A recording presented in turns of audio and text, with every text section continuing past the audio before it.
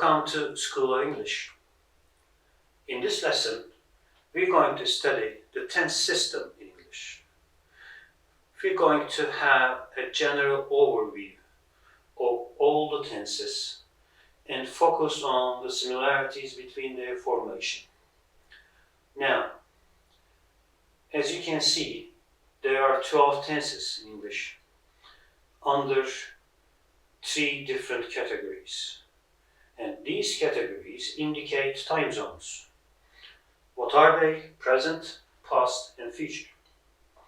Under present time zone, we have present continuous, simple present, present perfect, and present perfect continuous. Under past time zone, we have past continuous, simple past, past perfect, and past perfect continuous. And under future time zone, future continuous, simple future, future perfect, and future perfect continuous. Can you see the similarity between their names? The only thing that changes is the name of the time zone. The rest are the same. And this shows that there is a similar system about all the tenses. Now,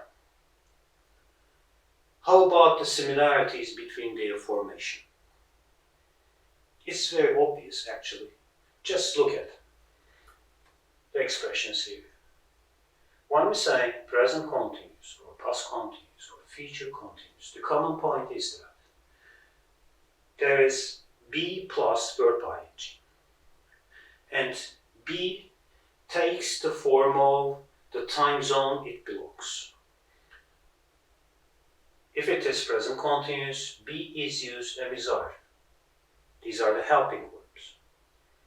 If it is past time zone, be is used as was were. If it is future time zone, in order to indicate future, be is used with will as will be. Can you see the similarity? Okay. In the second line, we have simple present, simple past, simple future. The simple tenses actually. Simple tenses of the general tense system.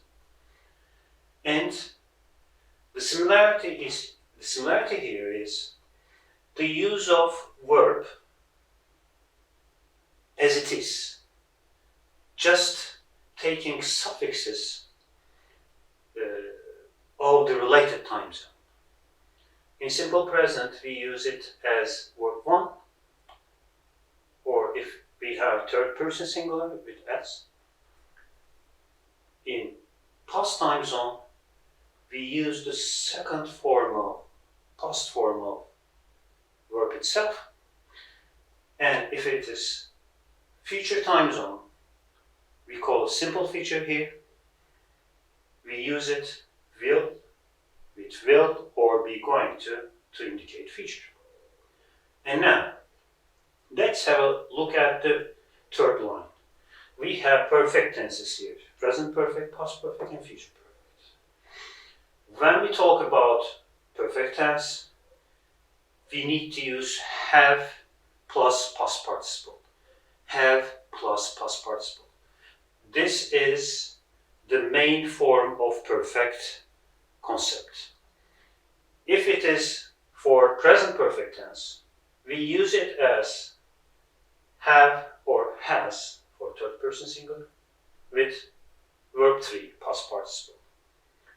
When we come here to the past time zone, have takes the form of had as the helping verb, plus again past participle. And for future perfect, just like we did about the other tenses, will, have is used after will and is followed by verb 3. Okay? You can see the similarity. And the last one is present perfect continuous. As I said for the first line, when we have a continuous tense, we need be plus verb ing. And if it is used with perfect, then we also need have. So for present perfect continuous tense, it's have or has plus been plus verb ing. This is the main formation. How about past perfect continuous tense? It's nearly the same. The only thing changes is the form of have. So what happens to have? It becomes had as the helping verb here. And future perfect continuous tense is again, we use will, and the rest has the same logic. Will have been verb ing. Yes, that's it. This is the tense system of English language. In the other videos, you'll find each tense studied in detail with their form and use. Thanks for watching.